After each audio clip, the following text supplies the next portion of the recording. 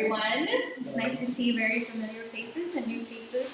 My name is Sally Garcia. I'm with the National Parks Conservation Association, and I'm very excited that you guys are all here to see this video series that NPCA has been working very, very hard with all of our advocates and Nature Valley.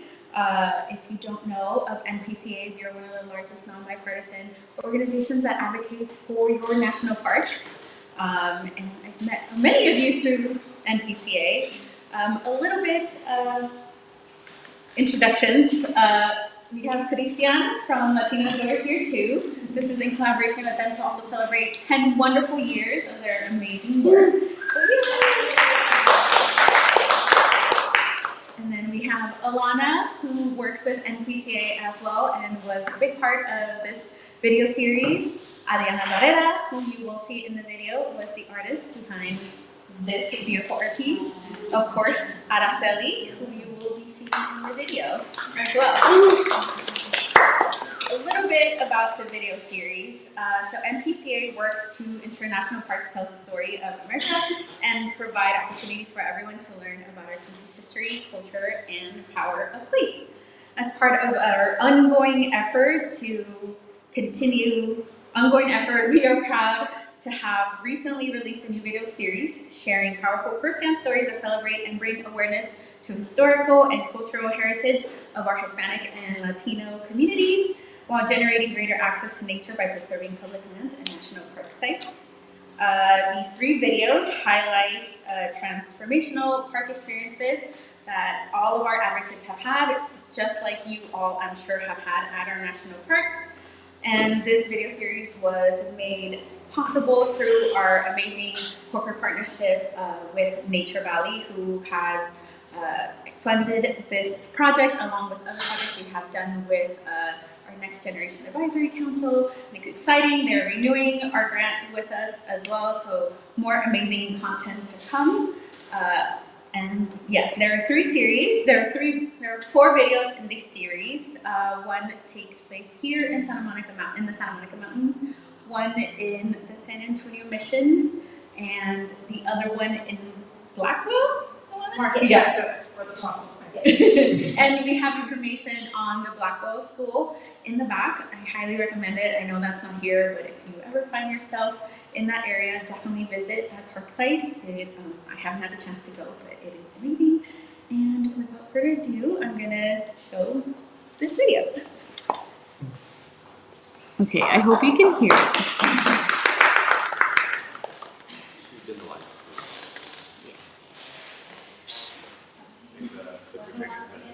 Oh, thank you.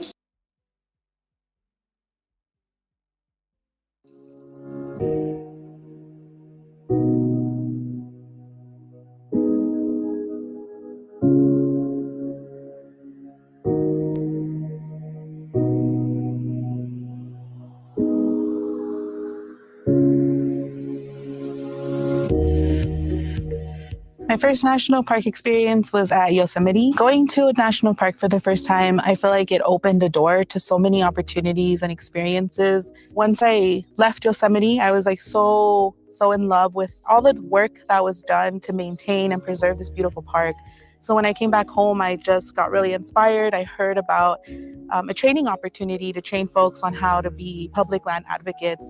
And at that training opportunity, they brought out rangers that looked like me, had similar last names as me, and they were in a Forest Service uniform. Prior to going to a national park, I thought of success and wealth a lot differently. You know, the things that you own, having the newest like technology as an example.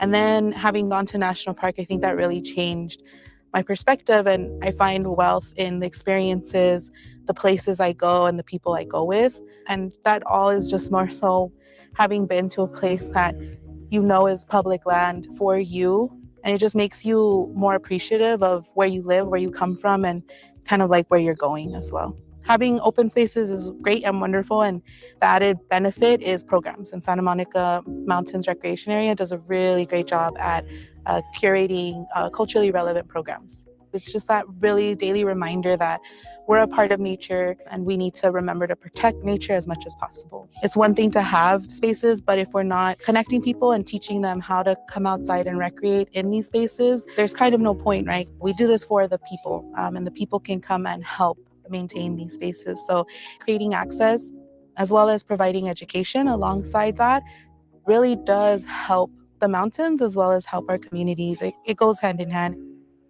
For me, access isn't just bringing people out here, right? It's not just the transportation, but providing them information, providing them resources, letting them know they can camp, like where we are today, and how do you go camping? What do you take with you?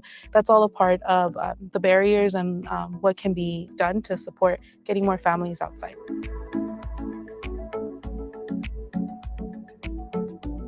What inspires me as an artist is really that intersection of city and nature, just highlighting that there is nature in this city. I just love to amplify that in my pieces. So what stood out to me most about Araceli's story was how similar it sounded, how familiar it was to me. I was just thinking of Araceli and making her story true and vibrant and bright with my painting style. What I have included in my piece is like topography, kind of like this feeling that you're looking at a map, but also wanting to highlight that, well, we're at Sandstone Peak today, and so that's part of the piece as well. She inspired that into the piece. She's definitely inspiring me to what other places can I go to. My experience as a Latina mujer and how that inspires my art truly goes back to like my mom and where she's from. So she's Nicaragüense. And so I feel that plays a role in my artwork. So I love kind of spotlighting those colorful elements in nature.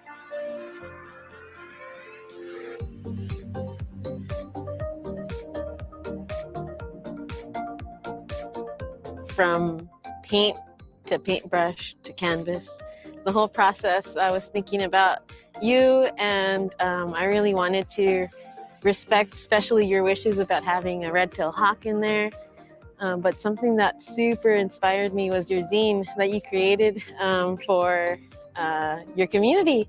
I feel like something that you and I connect with is that we want to give back to our community. We want to share. There's these natural spaces out here that you can enjoy. Bring your friends, bring your family. Yeah, this piece was for you.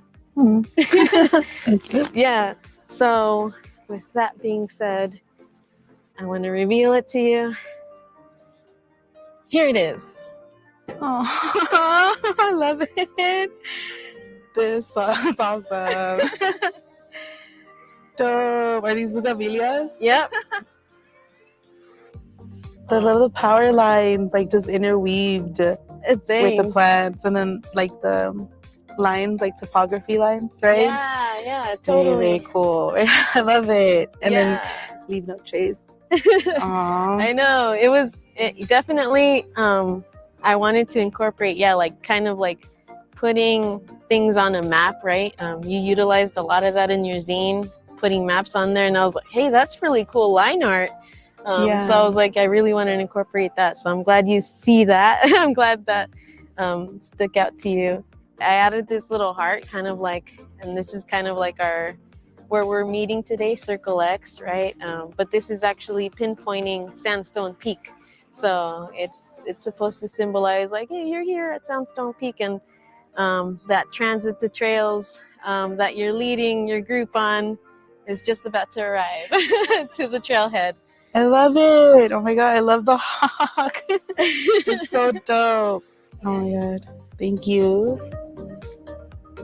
It's important to protect parks and open spaces, not only for the animals and the plants, but for the communities. This is where folks can come out to experience fresh air, drink clean water, to breathe, and to experience what it means, to not be so crowded and congested out, especially out here in LA. And it's really beneficial for our mental and physical health.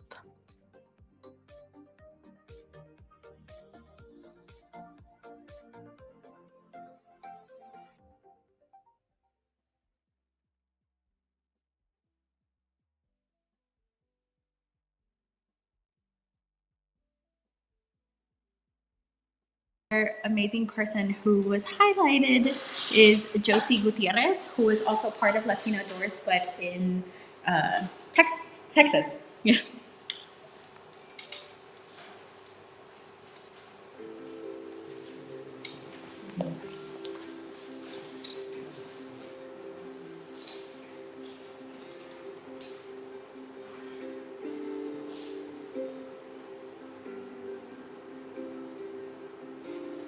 My experiences outdoors as a child were pretty much playing outside in the yard.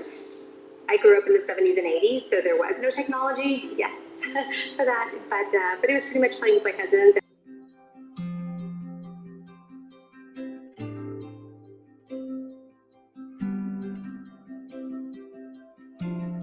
My experiences outdoors as a child were pretty much playing outside in the yard. I grew up in the 70s and 80s, so there was no technology, yes, for that, but it was pretty much playing with my cousins outside, going to parks, local parks. Spending time in a park for me it was more of a celebration. So celebrating birthdays, Easters, family get-togethers. So it was always about celebrating something beautiful. As I got older, I started to really kind of explore parks more, and I had a friend of mine who took me at the age of 20 to my first Texas state park, and that for me changed everything. I just realized that there was definitely a lot more out there. With the national parks, I discovered it through my love of running. So I was doing long distance running, training for a half marathon with a couple of my friends, and we needed room to run. So the easiest place and the safest place for us, we thought, would be getting on the Riverwalk and just going down. We had heard about these missions, and the trail would run for miles. We started realizing, wow, there's these parks and there's history here. And so for me, it was something that I knew I had to discover more. And after exploring all the missions, San Juan is the one that I kept coming back to. I had a great feeling here at San Juan, not that I didn't at the others, but San Juan enveloped me even more so. So sitting back and looking back at it had more of a home feel for me. Knowing that it was also an active church, having the Virgen de Guadalupe, seeing the nopalitos everywhere, just being on the ground, seeing the river, there's a connection to home. And there's also something that ties all those elements for me to my childhood. So for me, it embraced everything that I loved all in one.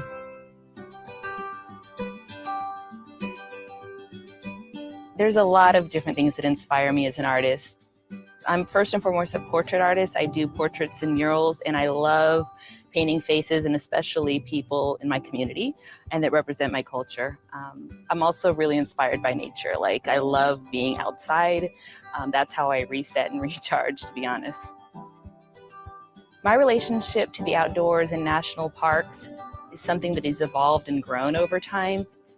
I've always loved playing outside and being outside, always enjoyed the local parks here in San Antonio, but as I've grown into adulthood and become a mother, showing my children these beautiful national parks and spaces is more and more important. And I want that. I know it's a core memory for them growing up, and it's something that they'll fight for too, and realize how important it is to preserve.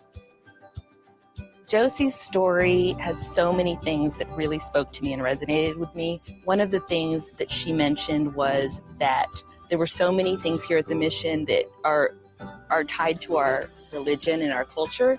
So she took the time to take me to where the Virgen de Guadalupe is, and there's offerings all around that. She pointed out that there was a little birdhouse with a cross on it. And then she mentioned that this was a place where she always saw cardinals. And she said that cardinals are they're supposed to be people that have passed coming to speak to you. So she felt like that was her abuelita, her grandmother. And I thought that was a really beautiful, beautiful thing. And so I think about that when I think about her. When we came here to Mission San Juan, hearing her talk about the sense of peace and relaxation it brought her, just the calm, I felt that when we were walking. That was one of the things that stood out. The other thing, that this place, it's so accessible. It's right in her backyard. Anyone in San Antonio can get to it. It's free. It's just the accessibility of it, and that's a beautiful thing. Well, I was so excited to get to work with you and do a visual interpretation of your story, because I think you're so inspiring, just the work that you do with Latino Outdoors and encouraging families to come enjoy what's in our own backyard, right? So when we came here, gosh, was it been a few weeks? It was really cool to just have you show me some of your favorite places and how it makes you feel. And you just had so many great anecdotes. So I just thought, okay, she's told me so many great things. But there's certain things that really stuck out that I wanted to put in the painting. Here we go. I love this automatic, like I'm gonna get teary-eyed, but I love the cardinal. I love this, like just right away. It's as soon as my eyes go right to that. A lot of what this does, this, the river, I mean, that's life. And yeah, the nopalitos, that all of it is just, it's a connection that you can't get it in Hippie Park. I know when you were gazing at it, I'm like, okay, that's the perfect picture to pose with a cardinal. So thank you so much, because I'm always looking for them. And of course, the outdoors. Yes. Well, you said that's where you felt so calm and relaxed. And you took me for the first time to that little trail back there. So that was a neat discovery for me. And then you're the one that showed me this little birdhouse that has the miniature sun one. Yes, so. it is this with the bells. Yes, I love it. To me, it's just, it represents everything. Thank you so much. No, thank you. It was so much fun to do. Gosh. It was so fun. Yeah. There's a lot of things here that in the missions that to me represents us. And I think just being able to come out here and explore a lot of that would be beneficial to everybody. Passing on my love for the national parks and just the outdoors in general has been probably the best thing I've ever done. It keeps that connection, not just with me to the outdoors, but it's something that, like I always tell my children, if I ever leave for you guys, this is the place you'll find me.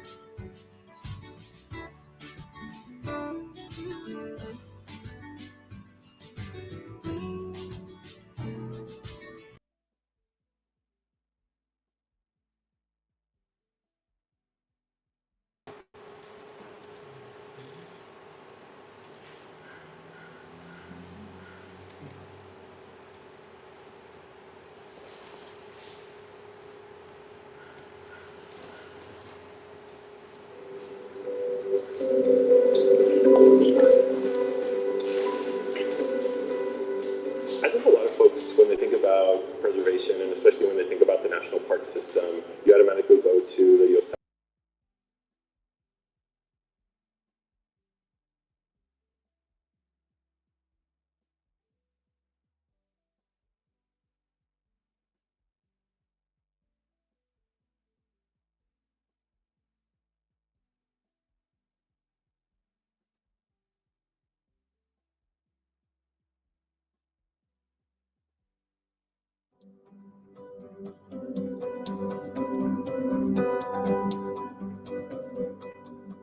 I think a lot of folks, when they think about preservation, and especially when they think about the national park system, you automatically go to the Yosemites of the world and the Joshua trees and the Big Bends and the Guadalupe Mountains.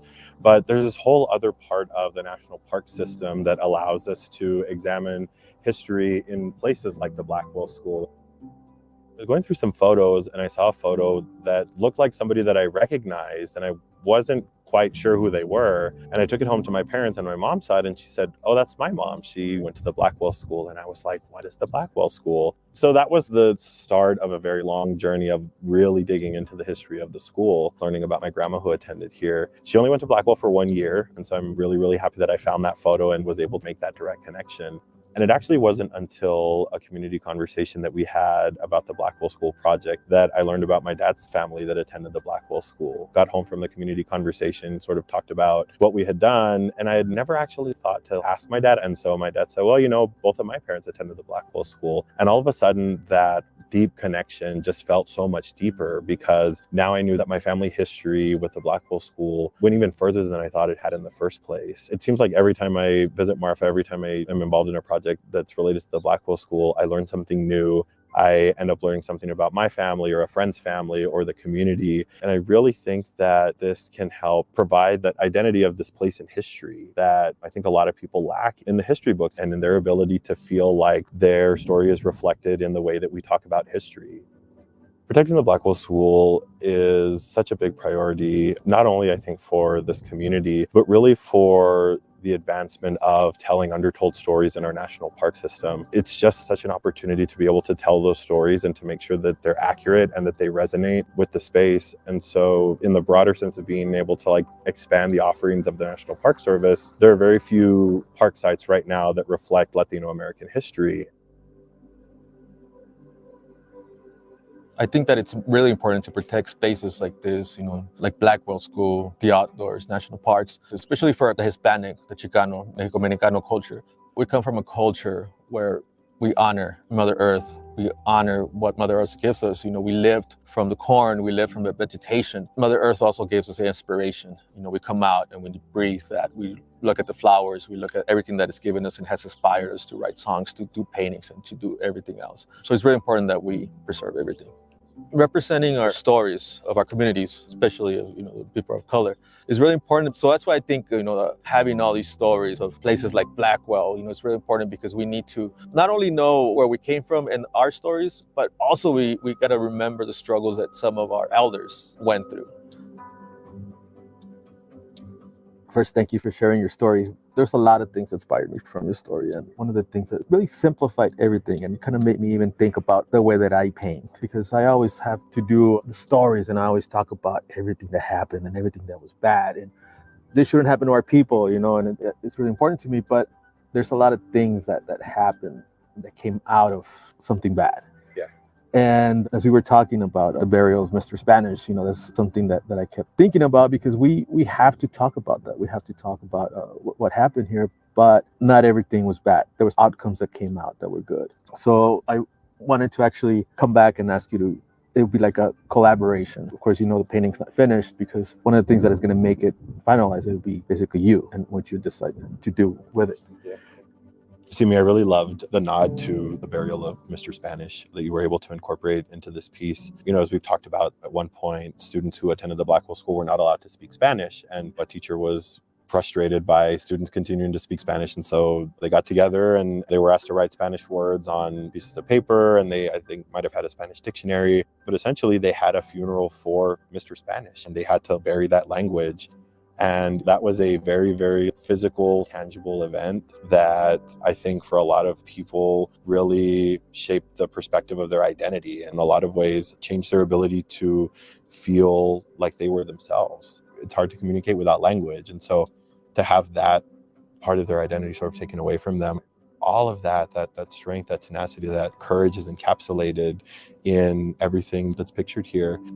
You've done such a magnificent job of capturing just everything that has been the through line of my story, the beauty and majesty of the Chihuahuan Desert, and kind of how it envelops this really, really special place that holds the collective memory of both students at the Blackwell School and students that had these experiences across the country. These words are so, so powerful. Cariño, corazón, orgullo, amor, dignidad. I mean, dignity, that word resonates with me so much, because when you think about identity, a lot of times language is a big part of that. I love the century plant here. I love the nopales with the tunas. You drive around town and you see those everywhere when they're flowering. Even the yellow flowers that you have in here. They're in the playground right now. This piece for me, it encapsulates so much of what makes not only Blackwell special, but this part of the world really, really special. We talk about the outdoors, we talk about the national park system, and a lot of times people think about national parks in this big sense of, I'm going to go to Big Bend, I'm going to go to Yosemite, to one of these big national parks. And a lot of times I think people don't realize that there are also these cultural sites that allow us the opportunity to talk about difficult history. And so this really marries a lot of the uniqueness of this region and how it tied to Blackwell in and of itself. You have this really, really wonderful backdrop of the skies that for me are unmatched. You don't get skies anywhere like you get skies in West Texas. And when I think about sunsets and when I think about landscapes, West Texas for me, this part of the world is so special. And then to think about all this natural beauty that is surrounding the space that will very, very soon play a really big part in telling a really hard story, and a story that has for too long gone untold, or told in a way that was not given that impact and attention that I think it deserves. This does such a good job of doing that. It's just such a wonderful examination of how that nexus between the outdoors and history and spaces and community at a place like the Blackwell School come together to provide this holistic experience.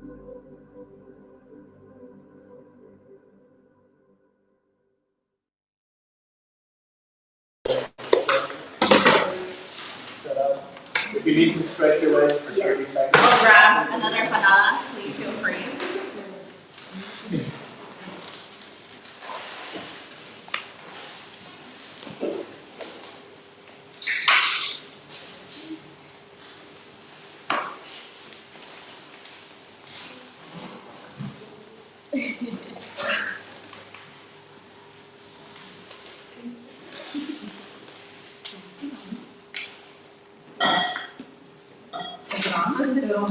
Yeah, you can.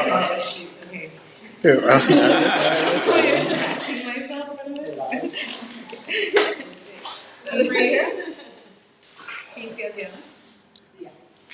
Yeah, it's on a white. Okay, so everybody applause again for the artist and the activist. Super excited to be here with both of you tonight and with everybody else. NPCA, thank you a ton for putting this together. Anytime that there's that scenario where it's the big organization that's celebrating 100 and some years, and then the little baby organization that is just celebrating its 10 years is one of those beautiful things of solidarity where the funding and the supporting of arts, the supporting of advocacy and access and storytelling, it's just this beautiful world that all comes together. So thank you all for being part of this special night. Thank you, Sally, for making sure that it happened and that everybody got here. Okay, so I've got a couple of questions, and we all saw the videos. I think the one I'm going to lead with is, I love your styles. I love this, Advocacy, when you go outdoors, it is a bold look. You are meant to be where you are. Adriana, you have your unique visual representation. You're given these ideas and these prompts, but then you run with it, something in your mind. So it might be a silly question, but we talk about culturally relevant, and we talk about national parks. If you all had your opportunity to design a national park uniform that is culturally relevant and that it fits with what you would want to wear or what you would want to see somebody wear when they come and greet you and they're the first face you see, what would that look like? Adriana, why don't you start? Pink hair for sure. No, that's pretty rock star. But I think first off, something comfortable. Come on now. We need to have something that's nice and loose, very artsy, a lot of waviness to it. You can do a lot of activities in it. But also, I really love any color that really represents or reflects, the colors in nature. So going into some nudes, right? Nude greens, but also I know I love to utilize bright colors, so kind of brings your attention back to oh whoa, what's that? Is that a bracelet or a scarf, whatever, what have you, a cool sock that's colorful. I think that some bright aspect or bright color needs to be in that uniform. We're talking about uniforms, right? All right. I feel like whatever people are comfortable with, because it's super hard to think. Originally, I was something like in my culture, like a folclorico dress or like a playera. But I think at the end of the day, it's whatever folks are comfortable with. And yeah, it's really interesting that the Park Service and the Forest Service like to pick muted colors and things like that. And to like blend in. When I worked at the Forest Service, like the buildings had to be at that place. They had to be a certain color. Like they couldn't be bright colors and things like that. And I was always so sad because like my community is like, I love the bright colors. So I guess I just didn't understand why. And I think I'd like invite people to just whatever's comfortable makes sense. Like I'd probably still go in with docs, even though they're like work appropriate boots, but that's what makes me comfortable. So just listening to that answer kind of goes back to something that I wrote down while I was watching this, which was this would make an incredible reality TV series. Like, and if this was reality TV, I think the world would be a better place. Like speaking about fashion, speaking about art, speaking about advocacy and access, highlighting individuals who are striving to make a change in the world. So, as I mentioned, Latino Outdoors is celebrating its 10-year anniversary. 10 years ago, the world was very different. And that is in terms of, AI with art, or tools that we use, or formats, with TikTok and Reels and even some of the traditional ways that we've communicated and told stories before have changed. And also what's changed is the outdoor advocacy and equity fight. Can you both tell us a little bit, go back in your mind to 10 years ago, and tell us a little bit about some of the biggest positive changes that you've seen? We know that there is a lot of work to be done, but to identify some of those positive changes and maybe some ways that you have seen things grow, your movements, the art world, the outdoor access world. Araceli, let's start with you. Yeah, I think to start, like just looking around this room, I can already say like that's a big positive change that I saw. I mean, first of all, 10 years ago, I wouldn't have even been in this room. I would have been just turning 21. I had a bunch of other priorities going on. And so it wasn't like until I was like 20, I think just after that, 22 to 23, that I actually got taken to the forest for the very first time. And so I think, yeah, it was just, as I mentioned in the video, having somebody that looks like me, has similar last name, but was wearing like that more official Forest Service uniform was just, that was all I needed personally to be like, well, I want to do that. And it was a bummer because I had just graduated from a university, so I spent 4 years doing something that I thought I couldn't apply, but I guess that just goes to show that this work is like intersectional and it all can connect back, because when we're working with our communities, we're all working on like an outdoor space. So I guess just for me, the demographics have looked different. I've had made a lot more connections with folks, and I just feel like just even stepping in today, maybe 10 years ago I'd been like, oh my gosh, I have to like partner and meet these people, but like today I was like, oh, my friends, I'm just so happy. So I think that's a good question. It's been a lot of good changes in 10 years. Yeah, well, definitely a lot of changes in me. I feel I've grown a lot, but what I have seen, similar to what Araceli is saying, kind of the diversity in the room, that I didn't see that back then. Very much so, I would be like uncomfortable because I was probably the only, POC in the room. Black hair, I feel like I'm always like being like, oh, she's got black hair and really black eyes. And so I feel like I at the time, I felt like I scared people, or like I made them twitch or second guess, I don't know. But so I would get nervous about that, and so anyways, such a good feeling. What you just said, Araceli, it's kind of like, oh, you see familiarity. It's like, oh, that's like my gente right there. That's people from my community. Araceli, when we first met, in person, it was like we knew each other. It was like this weird, cool, amazing connection that Sally brought us, together. That in itself was just like a beautiful feeling. But that familiarity I'm recognizing more and more in these spaces, and that's what yeah, that's the difference that I'm seeing. And I think it's so beautiful. I feel like it should be, yeah, the mission, the goal to like make people feel comfortable, welcome, be contagious in like this welcoming vibe and like silly, like be yourself. Because back then I didn't feel like I could be myself, but today I feel like I can. So that's a positive change. That's right.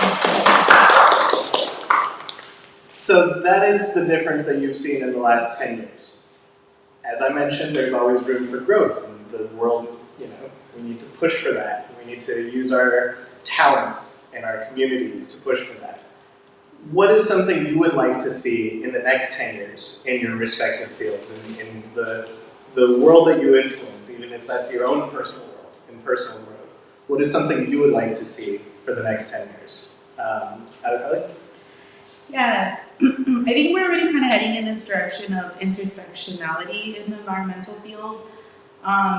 Me personally, I'd like to see, like here, especially in LA areas and urban areas, I'd like to see the intersection of like conversations where we're talking about the environment, not just the animals, and now we're also recognizing the people, but we, I think, are tiering people in a sense. So like, we have a lot of unhoused communities in LA County that is a part of the environmental movement as a whole, and working on addressing that. When we talk about parks, we're talking about these same communities. And so for me, I want to see that the environmental movement recognize the different intersections, going into, not just unhoused communities, but protecting, like when we're talking about water, not just the animals, but where the water flows through and the communities that it affects here in LA that leads to like green gentrification, again, going back to housing, but just making those connections of our environment as a whole and how people's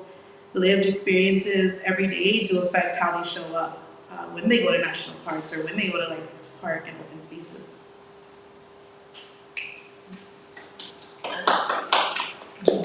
Yeah, I feel like, again, ditto. One of the things that I recall like thinking back in the day was like, okay, kind of in that Lorax mindset where like, I speak for the trees, I speak for the birds, but now it's like, not let's speak for our gente, right? Let's speak for our communities and let's recognize, keep bringing up those land acknowledgements. You know, I sometimes se me olvida, I forget, and I'm just like, oh no, yeah, like there's still the original peoples are still around, you know, and so just kind of like celebrating them, celebrating the history that the original peoples, the original, you know, wildlife, plant life, everything. The OGs, right? And just really fighting for that. Again, making them feel like, hey, like we didn't forget about you. Like, no, please teach me. Like, to create more spaces like that. Like, teach us, please. Like, we need you in these, you know, in this, you know, park office. Like, we need to hear from you. But you know, actually, like, it needs to be from up there, from the head honchos or whatever. They need to like recognize that we do need to hear from them. We do need them. They have a lot to teach, and like I think we just need to keep providing and fighting to hear them out and to learn from them. So that's what we should fight for that. Agreed. And in 10 years, when you all are the head honchos, I will circle back on that. And not to put NPCA on the spot, but it would be really cool to see them 10 years afterwards, the art, the life lessons, what this looks like, and follow up with all these wonderful human beings and these artists. Again, not to put you on the spot. All right, so a question about techniques, artistry, and storytelling and communication. I think we have a sense of what your preferred methods of storytelling and advocating are. But what is your first method? This is what I like, this is my tool, this is what I'm good at. And then also, what is your second one that you're like, I'm not as good at it, but I'm passionate about it, and I would love to do it some more. How about we start with you, Emma? Sure. Yeah, well, I think painting is my preferred medium. I often kind of like shy away from like these kind of things. But, Sally convinced me. And then as soon as I made Araceli, I was like, okay, I'm in it. But I love, I was just painting last night, and I get into like this groove, I get into like this space where I'm just like, okay, I have a purpose, I need to utilize this skill and share it with the world. Sure, like when I feel it's appropriate, right? I'm not gonna just put myself out there because I need to protect myself. But that is my preferred means, and often what I like to do is I just like to let it speak for itself. Something I do want to practice is like public speaking, but I feel like that's not my strongest suit. I get nervous, stage fright. So practicing that, but I'm open, and I'm talking to Araceli like, hey, like we're doing this, because we care, because we want to give back to our communities. We want to represent, for the little Aracelis, the little Adrianas in our community, and so it's like, it's a good thing. It's good that we're here. Hello, everyone in the world, and the other screen. But it's good. I'm getting out of my comfort zone, and it's great, especially when it's such a colorful world like this. So, painting. My first. Speaking, I need to work. Good. You're doing so good. Everybody, or I don't know about everybody, but I'm still inner trembling. But I don't know that I have a top one. I don't know if it's, I just shuffle between so many different mediums, like photography for a little while, I guess in a sense like storytelling on social media for a little while, the zine, kind of like this arty compilation magazine cutting that comprised of. I think where I would like to get a little bit better at public speaking. But I think more so than that is just really like more connecting with folks and bringing them back to the mission that we like, our own internal personal mission of bringing folks out. And so I personally like to go learn how to like take people camping and like that's, I think if that is like an artsy skill, I think where I'd say that's my number one way of kind of expressing my passions to people.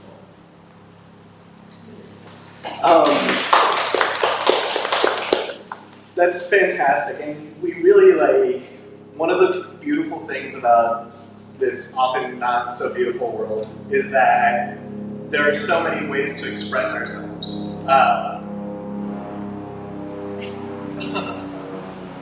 I think, public speaking and like taking yourself out there, like it's kind of similar to hiking where you're like, I'm not so sure I'm gonna, but I'm doing it more. Okay, now I know how to prepare for the next time. You kind of like, it's a skill that you learn going out. Leaving no trace, that's, like almost expert level. But, and I love, Araceli, like the photography and the storytelling through the social media.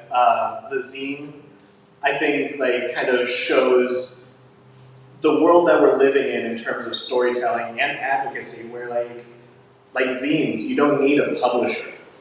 You don't need permission like you used to.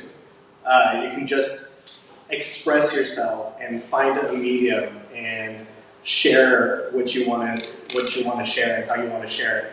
And there are good friends like NPCA and Latino Outdoors who help, support that work and who like help you out with those little platforms. But you've given us so much great insight as to like, you know, what your passions are and some of your journey. What is something that inspires you? Like, what gets you into the mood, into the zone? You know, we saw you create this beautiful art at Aselli. We've heard you speak. You change hearts and minds. You do. What is something that that you tap into that you're like, this is why I do what I do? Aselli, go ahead. Yeah, I'm gonna try not to cry. Honestly, like my community, and when I talk about my community, like spaces come up, right?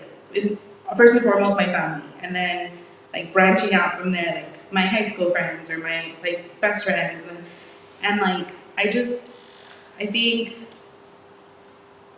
whenever I speak to something, it's from this lived experience, but it's also from like I feel like I have them in the back of my head, and I get so pissed sometimes that they had never been to a national park, or they hadn't, and like it took me being the one to climb this stupid mountain, or like this metaphorical mountain, or these metaphorical barriers, or these actual barriers via that mountain, to try to like even get them interested, even get them to understand the value of having these spaces. And it always feels like I don't know if the word's like a dichotomy, like this world versus that world. Like I'm coming from this world and stepping into that world to make them understand why this world is valuable and deserves to be there. And then I'm stepping into and coming from this world to this world to tell these folks, like, give it a chance. Like, I know it's super male, super pale, super stale, but it is but it is valuable for our communities and for you as an individual person. So I think it comes from a lot of anger, to be quite honest. Yeah, I think, yeah, that's a good question. I think mainly where my head goes to is, a lived experience as well, of being bullied, and just kind of thinking back, like historically, like, you know, groups that have been excluded or hurt, and it comes from that. It comes from like, I hate the fact that this still happens, and through the use of like this medium, you know, bringing to life like a hummingbird or this hawk, bringing that color, that brightness, to be like, no, there is brightness out there. Yes, the world can be very messed up, very evil, but there is spaces like this where we should feel welcome, we should feel like we belong, and to do whatever we want. You know, if we wanna, you know, bird watch, even though we don't know what the name of the bird is, or maybe some of us do know, we have our own interpretation of what that bird's name is, our own connections to nature. But the fact that bullying, like, that's happened to me in the past, and I utilize that as like I often feel like I'm shielding my people, like I'm shielding, like, don't talk to her like that, or like don't mess with my people, because you just watch yourself. Like, be respectful. And so yeah, it really stems from that, and just kind of the other side of it is just not being a bully, so being kind. But yeah, so I think that's where it stems from. My inspiration, I think about the bullying that I've lived through, that I see occurring in many forms, and I think I utilize, you know, my tools and to kind of provide some sort of light.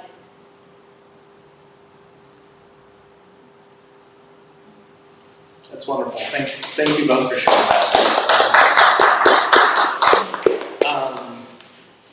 Something I often like repeat to myself, because you're right, it is there's so much down here, but there's so much beautiful also. Like, I just cry at everything. Like, whether it's tragic or happy, I'm always like just full of emotion. But one thing I always tell myself with my work with Latino authors is you never know who you're going to inspire.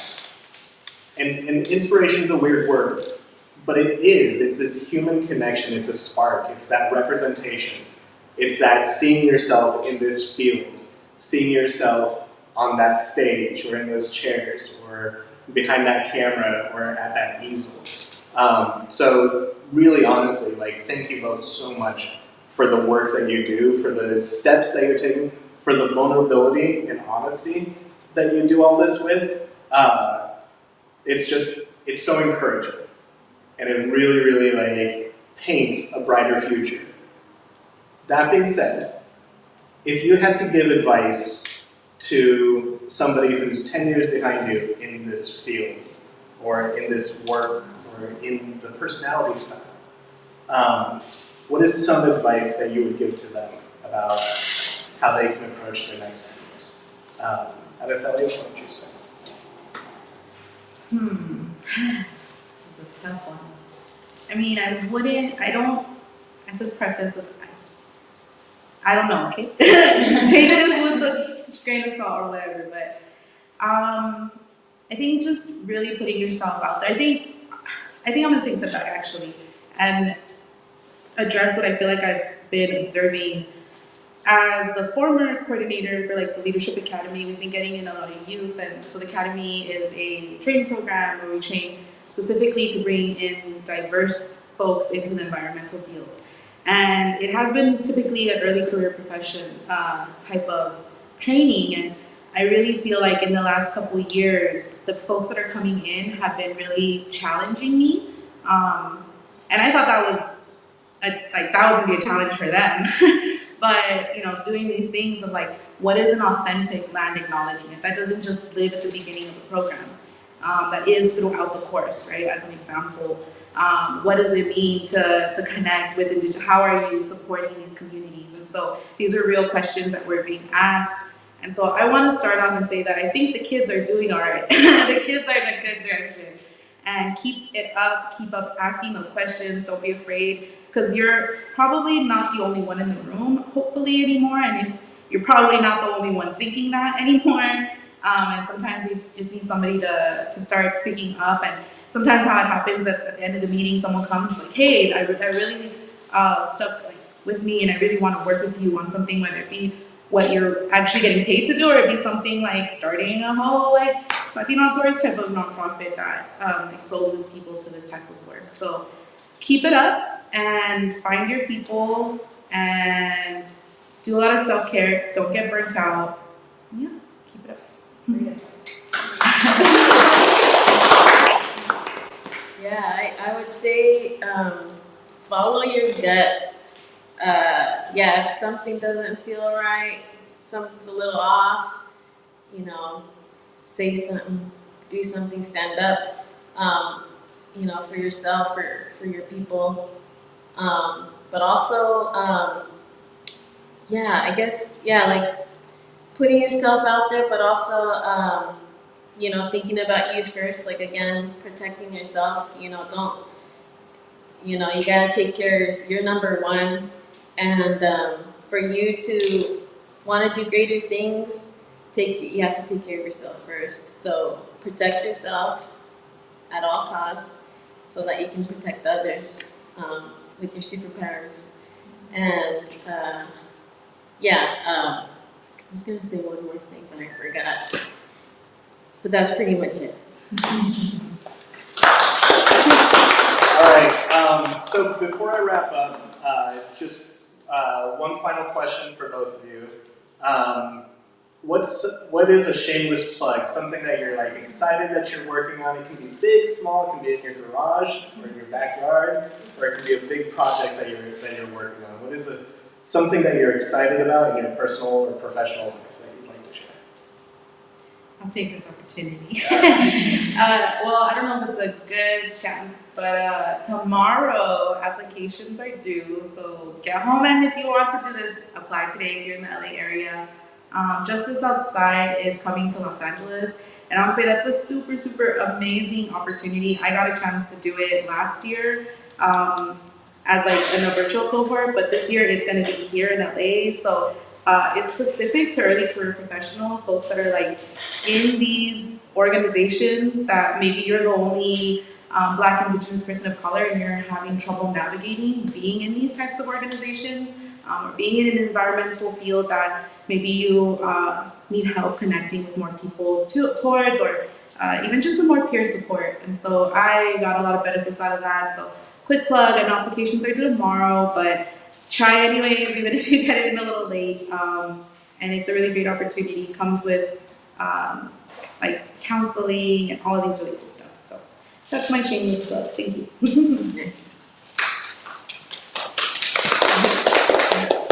Yeah, shameless plug to follow at Samuel Youth. That's currently, well, I'm an alum of that program. Back in, after high school, when I graduated, I went into this program. It's an introductory to park careers, so the National Park Service. There's like a 1 week where we camp out. It's 8 weeks long. You're getting paid hourly. You're getting mentored by park rangers like me, and it's just an overall. We'll have conversations like this, like why is it awkward when we're out here? Like why do we feel certain things when we're out here? And so like I invite you to if you know someone that's between the ages of 18 and 25. Either in college or recently graduated, encourage them to apply to the Samuel Youth Program. Applications are due on April 7th. That's on Friday. There's still plenty of time. And if you have any questions, hit me up at adrianabura.art. So that's my shameless plug. Fantastic. All right, everyone, thank you so much for this. They will be around for autographs. But before I wrap up, I wanted to give the stage real quick to Jasri from Latino Outdoors, who will share a little bit about Latino Advocacy Week and what that is. Yeah, absolutely. Just gonna go up there. Yeah. Space. I guess I'll take a seat. Eye level with the audience and those online. I had written a little bit of a spiel, but I first want to thank NPCA and Deb's Park for inviting Latino Outdoors here today, and all of you for doing great work in your community. You are all advocates and professionals in your own right, as well as acknowledging the land and thanking Mother Earth for allowing us to be here today. I am Jasri Taylor, I go by Jazz. I am the new policy advocate with Latino Outdoors, and I've been a volunteer with them since 2016. Many of you I've had a chance to meet individually, or we've crossed paths either online or in person. A lot of what you both said today resonated with me. I grew up in Parks and Recreation on free and affordable programming, free lunch programming, and I got the privilege to have great parents that also grew up on those programs in East LA, Boyle Heights, and South Central, and so they exposed me to those areas and those programs really early. But I didn't have access and exposure to national parks and state parks until later in life, and in 2017 I did an internship with the National Park Services. And in 2020, I was able to go to my first national park, which was Yosemite, like Araceli. And I really try to bring a connection to, like, there's something I can do that's bigger than myself. And what's the problem? How can I bridge the gap between those on the ground doing the great work that they're doing, like Latino Outdoors and NPCA and Nature Fro and Outdoor Afro and you name them, right? What's going on? Why aren't we seeing more representation? Why aren't we seeing the transit to trails?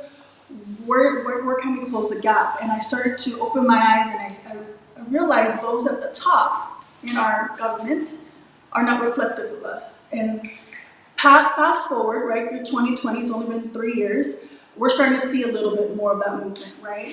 And really, I started to see the platform that I could have with the intersectional diversity that I bring to Latino Outdoors and my privileges, right? But also to amplify those voices that are on the ground, because your stories matter. And what that does mean, what does that mean for policy? What does that mean for local legislators on our local level, our state level, and our federal level? What does that mean for policy? What does that mean for funding? What does that mean for not just short-term support, but long-term stability? How are we uplifting the indigenous communities as the original stewards of our land? And so I started to take more of an interest in my community when it came to connecting with my local officials, my city mayor at the time, who happened to be the first or the youngest Latino in Covina elected to mayor, and I felt a representation. So it kind of bridged that gap to feel comfortable even to approach him. Not to get into talk too much about myself, but we're coming up on Latino Advocacy Week, which starts tomorrow, and that's March 24th through March 30th. And you all are doing great work when it comes to advocacy, because your stories bring life to policy and to change and to keep our governors and our politicians accountable for those funds for long term, because a lot of the work that they do, they don't know what it means on the ground. And so I bring back these stories to them, your testimonies, and share with you, and bring people like yourself so that we can create systemic change and really amplify the voices of our community, whether they're documented or not, whether they can vote or not, because their voices matter. And so again, I want to have you guys call to action, post everything you've been working on, that you're currently working on, what you think you're going to work on, hashtag law, LAW, or law 2000, what are we here? 2023 now, COVID, I'm telling you. Or hashtag Latino Advocacy Week. And share the great work that you're doing in your community, and uplift others in your community that are doing great work as well. And I look forward to continuing working with all your organizations. We're partnering with Hispanic Access Foundation. They have amazing toolkits that we can learn from, and where to start, and on a local level, or even in your own backyard with your community gardens, school greening, right? And if you have any questions, feel free to reach me. I'm on social media, official Jazzery. You can go to LatinoOutdoors.org or reach out to all of those today featured, the artists, the advocates, the community organizers. We are all doing great work, and they can give you some kind of direction on where to start. But I hope you all join us tomorrow for Latino Advocacy Week, and keep doing the amazing work that you're doing. So thank you very much. Jazz is also signing autographs. I want to thank everyone for coming, and I specifically want to thank Adriana and Araceli for sharing their stories, sharing their experiences. Not just for me, but I'm sure for everyone and anyone else watching it. And little Adriana is not Araceli. I want to thank you, Christian, for the 10 years that Latino Outdoors has been here, and for moderating this panel. And of course, thank you to Nature Valley for helping sponsor amazing video series that I hope reaches the masses. Please feel free to keep talking with each other. There's food. Please take some home as well. Thank you so much for coming.